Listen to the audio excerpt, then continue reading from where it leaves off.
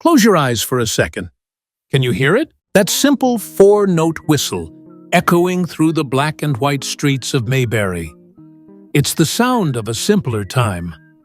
A time when the only thing you had to worry about was the fish biting down at Myers Lake, or whether Aunt Bee's apple pie had enough cinnamon. For millions of us, Mayberry wasn't just a fictional town in North Carolina.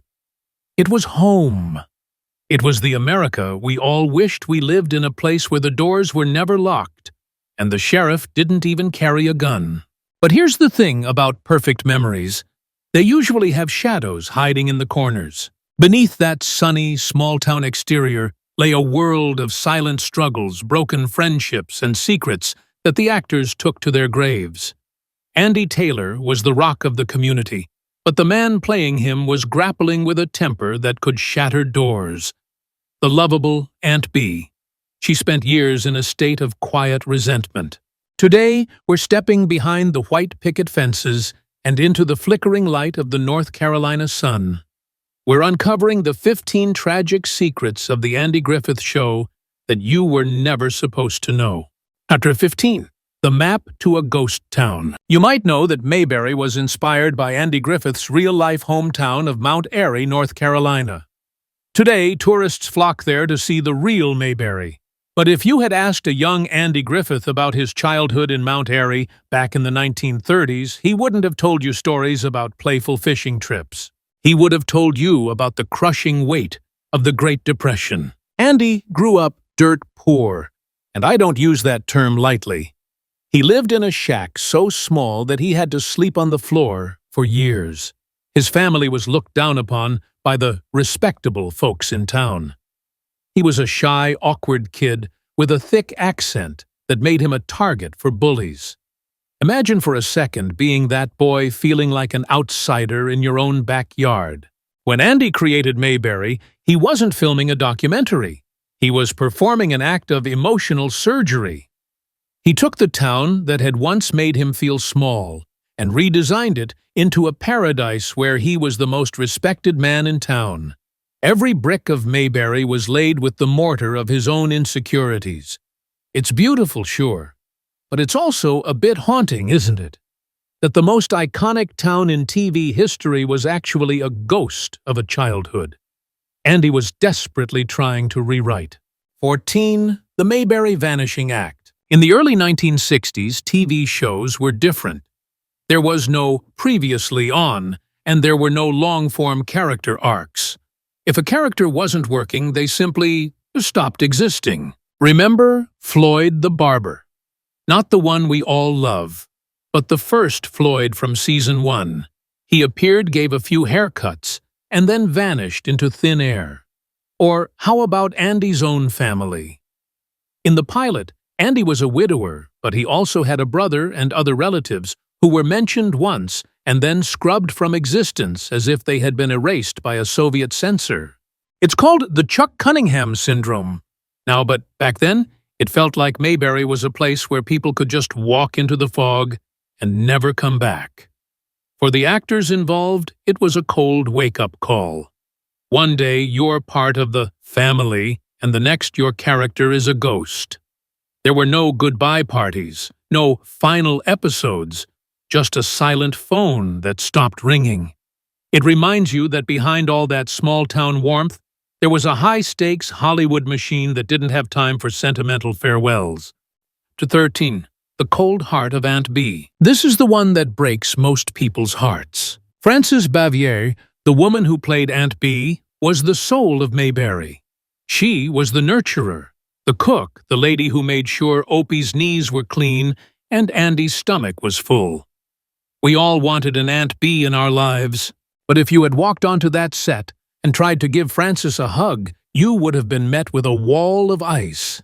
Frances was a classically trained New York stage actress. She had performed on Broadway. She had a refined, sophisticated soul, and she hated being Aunt Bee. She felt that the role was beneath her, a caricature of a simple-minded country woman. But even worse was her relationship with Andy Griffith. The two of them were like oil and water. Andy loved to joke around, tell stories, and keep the set loose. Frances She demanded absolute professionalism and silence. She found Andy's country boy persona boorish and loud. The tension was so thick you could cut it with a knife. She lived in a constant state of professional mourning, feeling trapped in a town she never wanted to visit. And if you think that's sad, wait until you hear this.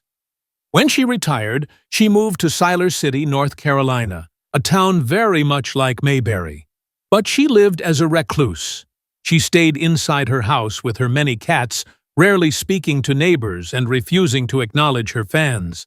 She spent her final years hiding from the very person she had spent a decade pretending to be. Can you even picture that the woman who fed a town dying in a house full of cats, wanting nothing more than to be forgotten? The 5-year misunderstanding. In the history of television, there has never been a duo quite like Andy and Barney. They were the heartbeat of the show, the straight man and the jittery deputy. Their chemistry wasn't just acting. It was a masterclass in timing and brotherhood. But in 1965, the unthinkable happened. Don Knotts walked away. For decades, fans wondered, why would you leave the biggest show in the country at the height of your fame? The answer is a tragedy of silence. You see, at the very beginning, Andy Griffith had told everyone, including Don, that he only intended to do the show for 5 years. He didn't want it to get stale. He wanted to go out on top. Don, being a professional and needing to support his family, took Andy at his word. As year 5 approached, Don started looking for his next move. He signed a multi-picture deal with Universal, preparing for a life after Mayberry. But here's the kicker. Andy changed his mind. At the last minute, he decided he wasn't ready to let go. But by then, it was too late. The contracts were signed. Don was gone. Can you imagine the heartbreak? 2 best friends standing on the same set every day, both wishing the other would say something, but neither of them did. They never sat down and just talked. A 5-year misunderstanding cost us another 3 years of Barney Fife. The show continued, but the soul of Mayberry had a permanent hole in it. It's a reminder that even in a town where everyone knows your business, the most important things often go unsaid. 11. The secret behind the blackboard. If you watched the show, you remember Helen Crump, the sweet, sensible schoolteacher who finally captured Andy Taylor's heart. She was the safe choice, the woman who would make a perfect mother for Opie. But behind the scenes, the relationship between Andy Griffith and actress Annetta Corso was anything but safe. Rumors had swirled for years, but the truth was much more scandalous than the network ever would have allowed in the press. Despite Andy being a married man, he and Annetta were involved in a passionate, long-running affair. The crew knew. They had to know. There's a legendary story on set about a production assistant who walked into a trailer to find the sheriff of Mayberry and the schoolteacher in a position that was definitely not G-rated. Andy was a man of deep contradictions, a public icon of Southern morality who was privately struggling with a marriage that was falling apart and a love he couldn't publicly claim. Think about the tension of filming those wholesome dating scenes, knowing that once the cameras stopped rolling, they were living a lie that could have destroyed the show in an instant. It adds a layer of quiet desperation to every look they share on screen, doesn't it? 10. The man who never smiled. We think of Andy Taylor as the ultimate calm. He was the man who could solve any crisis with a slow drawl and a wise smile. But that wasn't Andy Griffith. Not by a long shot. In reality, Andy was a perfectionist, driven by a haunting level of anxiety and a legendary temper. He carried the weight of the entire show on his shoulders, and sometimes that weight caused him to snap. There's one story that most fans have never heard. During a particularly stressful day on set, Andy became so frustrated that he lost control. He didn't yell. He didn't scream. He simply walked over to a heavy wooden door and punched it hard. He didn't just bruise his hand, he shattered it. For the next several episodes, you'll notice Andy Taylor keeping his hand strangely hidden or wrapped in a bandage that was explained away as a minor injury. That bandage wasn't a prop. It was a physical manifestation of the pressure of being America's favorite sheriff. Imagine the exhaustion of having to be the world's most relaxed man for 12 hours a day, while inside you're a coiled spring ready to break. 9. The jailhouse truth. Every town has a drunk, and in Mayberry, that was Otis Campbell. We laughed at him. We watched him stumble into his own jail cell, lock himself in, and sleep off another bender. He was the lovable alcoholic. But looking back with 2026 eyes, the character of Otis is a bit unsettling, isn't it? The real tragedy, however, wasn't the character, it was the actor Hal Smith. In one of the greatest ironies in Hollywood history, the man who played the most famous drunk in America was a devout, teetotaling family man who almost never touched a drop of alcohol in his life. Hal Smith was a gifted voice actor. You might recognize him as the voice of Winnie the Pooh's owl, but because he played Otis so convincingly, the public couldn't separate the man from the bottle. He was constantly sent cases of liquor by fans, and he was often approached in public by people who expected him to be wasted. Eventually, the joke of Otis Campbell began to sour. Concerns about the depiction of alcoholism led the sponsors to demand Otis be phased out of the show. Hal Smith, a man who had brought so much laughter through a vice he didn't even possess, found himself unemployed because the world finally realized that perhaps an alcoholic in a jail cell wasn't as funny as it seemed in 1960. The child who refused to break. We've all seen the tragedy of the child star. From Judy Garland to Macaulay Culkin, the story is usually the same fame pressure and an eventual spiral into chaos. But then there's Ron Howard, our little Opie Taylor. How did he survive Mayberry with his soul intact? It wasn't by accident. It was because of a man named Rance Howard, Ron's father. Rance was an actor himself, and he knew the vultures that lived in the Hollywood Hills. He made a vow his son would not be a prop. There's a story from the set that perfectly captures this. During an early episode, the director wanted Ron to do something cute and bratty for a laugh. Rance stepped in and stopped the scene. He told the producers, "My son is playing a boy who respects his father. If he acts like a brat now, that respect is gone forever." Think about that. In a world where money usually talks, Rance chose character over a quick laugh. But the pressure on little Ron was still immense. He had to be perfect. He had to be the ideal son for every father in America who was watching. He grew up in the flickering lights of a soundstage, his childhood measured in script pages rather than summer vacations. Ron Howard didn't break because he had a shield around him, but he still carries the weight of those years. To this day, he rarely talks about the fun of the set. He talks about the work. He wasn't a child playing. He was a small man carrying the nostalgia of a nation on his shoulders. Said the ghost of Gomer Pyle. When Jim Nabors first walked onto the set as Gomer Pyle, he was only supposed to be there for one episode. But the audience fell in love with his golly Shazam innocence. He was the ultimate rube, the sweet simpleton who reminded us of a gentler time. But Jim Nabors was living a double life. In the 1960s, Hollywood, and especially the fans of a rural show like Andy Griffith, was not a place where a man could be his true self. Jim was a gay man in an era where that secret could end a career in a single afternoon. He had to bury his true identity under layers of slapstick comedy and that iconic, exaggerated country drawl. And then there was his voice. Not the speaking voice, but that incredible booming operatic baritone. When Jim finally sang on the show, the world was shocked. How could that idiot gas station attendant have the voice of an angel? It was the only time the mask slipped. For a few minutes, Jim wasn't playing a character. He was showing the world the soul he usually had to hide. He spent decades being America's favorite funny man, all while knowing that if they knew the real Jim, they might never turn on the TV again. It's a lonely way to be famous, don't you think? 6. The Cancelled Piece. In 1971, the Andy Griffith Show, then called Mayberry RFD in its spin-off form, was still a juggernaut. It was sitting at the top of the ratings. People loved it.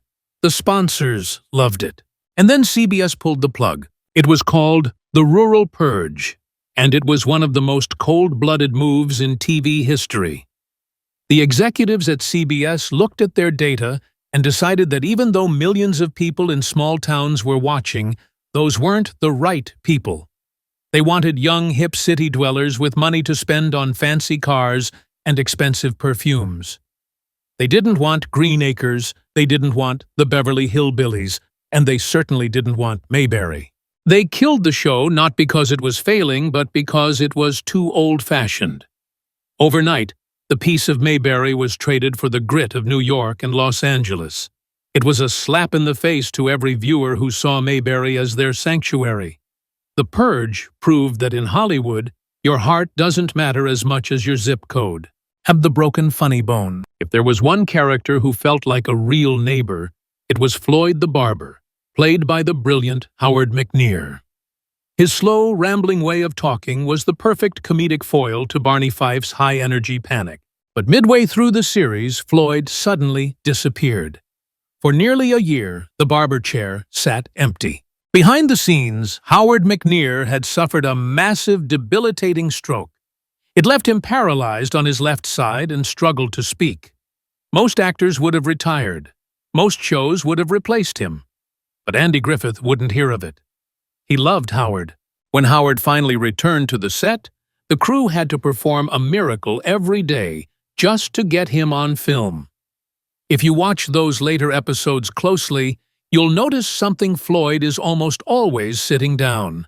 Or, if he's standing, he's leaning heavily against a wall or his barber chair. The crew actually built a special standing brace hidden inside his clothes to keep him upright. Every word he spoke was a victory over his own body. Every laugh he gave us was paid for with immense physical pain and effort. Howard McNear stayed in Mayberry until he literally couldn't stand anymore, proving that sometimes the funniest people are the ones fighting the darkest battles. The unseen neighbor. Have you ever looked at a crowded room and felt the presence of someone who wasn't there? In Mayberry, the air was thick with ghosts. You see, when Andy Griffith and the writers were building the world of the show, they didn't just pull names out of a hat. They pulled them from the local graveyard of Andy's memory. Many of the characters mentioned the people just down the road, or the names on the storefronts were real people from Andy's childhood in Mount Airy. People who were already long gone by the time the cameras started rolling in California. In a way, the Andy Griffith Show was a seance. Andy was building a cemetery of memories, a place where the people he had lost could live forever in the amber of a 35mm film. When Andy spoke to a neighbor off-screen, he wasn't just acting. He was calling out to his past. He was creating a world where time stood still, where his parents were still young, and where the friends who had passed away were just a phone call away at the switchboard. It gives the show a strange spiritual depth, doesn't it? Every time you watch an episode, you're witnessing a man trying to keep his ancestors alive. 3. The Deathbed Apology. We talked earlier about the Ice Queen of Mayberry, Frances Bavière. For years, the silence between her and Andy Griffith was a gaping wound. When the show ended, she didn't just leave. She vanished. She moved to a small house, surrounded herself with cats, and let the world believe she was a bitter, lonely woman who hated the legacy she helped create. But time has a way of softening even the hardest hearts. In 1989, Frances was nearing the end. She was frail, her health was failing, and the bright lights of Hollywood were a lifetime away. Out of the blue, the phone rang in Andy Griffith's home. It was Frances. She didn't want to talk about scripts or royalties. She didn't want to gossip. She wanted to say, "I'm sorry." She told Andy that she regretted the years of tension, the coldness, and the pride that kept her from enjoying the family they had built. Think about that for a second. 20 years of silence, broken by a single trembling phone call. It was a final act of grace. A few weeks later, Aunt Bee was gone. Andy later said it was one of the most profound moments of his life. A reminder that no matter how much we fight or how much we resent the people we work with at the end of the day, we are all just travelers on the same road looking for a bit of forgiveness before the light goes out. 2. The shadow of the sheriff. There is a unique kind of prison that comes with being a legend. For Andy Griffith, that prison was shaped like a sheriff's badge. Andy was a formidable actor. If you've ever seen his performance in the 1957 film A Face in the Crowd, you know he could play a dark, manipulative, terrifying villain. He had the range of a titan. But after 1960, the world didn't want a titan. They wanted Andy Taylor. Every time Andy tried to take on a darker role or a more complex character, the audience rebelled. They didn't want to see him grit his teeth or show his temper. They wanted him to sit on the porch and whistle. Andy spent the rest of his career in the shadow of the man he had created.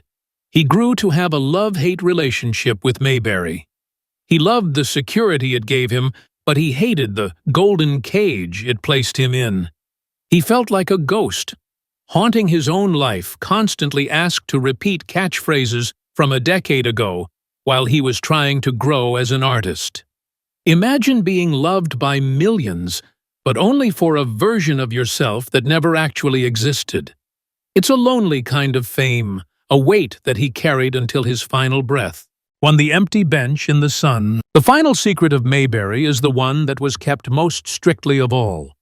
It's the story of Andy Griffith's final exit. In July 2012, the world lost its sheriff. But what happened next was something that shocked the industry and even his closest fans. Andy Griffith had left very specific, very ironclad instructions. He didn't want a Hollywood funeral. He didn't want a star-studded memorial service with cameras and red carpets. In fact, he didn't even want a wake. Within 5 hours, less time than it takes to watch a few reruns, Andy Griffith was buried. He was laid to rest on his estate on Roanoke Island before the news of his death had even fully hit the national airwaves. No crowds, no paparazzi, just the quiet North Carolina soil and the sound of the Atlantic Ocean. Why such a rush? Because Andy Griffith knew that once he was gone, the world would try to turn his death into a Mayberry event. He wanted to protect the privacy he had fought so hard for. He wanted his final moment to be real, not a performance. He left the stage as quickly as possible, leaving behind an empty bench in the sun. It was the ultimate aha moment. A man who spent 50 years in our living rooms proving that in the end, the only thing that truly belonged to him was his silence. We spend so much of our lives looking back, don't we? We watch these old shows not because we like the jokes, but because we like the way they make us feel. We want to believe that there's a place where the sheriff is kind, where the neighbors are family, and where the biggest problem in the world can be solved with a piece of pie. But as we've seen today, the real Mayberry wasn't a place. It was a dream, a beautiful, fragile dream, built by people who were struggling just as much as we are. Andy was frustrated. Francis was lonely. Don was misunderstood. Howard was in pain. They gave us their best years so that we could have a safe place to go when the real world got too loud. So the next time you hear that whistle, don't just think of a TV show. Think of the sacrifices, the secrets, and the very human hearts that beat behind those black and white images. Mayberry isn't on a map. It's in that quiet moment when you decide to be a little kinder to your neighbor, or when you take a second to listen to the birds instead of your phone. The sheriff might be gone, and the barbershop might be closed, but as long as we remember the lessons they taught us and the truths they hid from us, a little piece of Mayberry lives on. Thanks for walking these dusty roads with me today.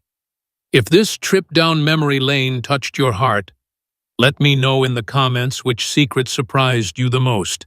And remember, the past is never really gone. It's just waiting for someone to whistle it back to life. Until next time, stay nostalgic.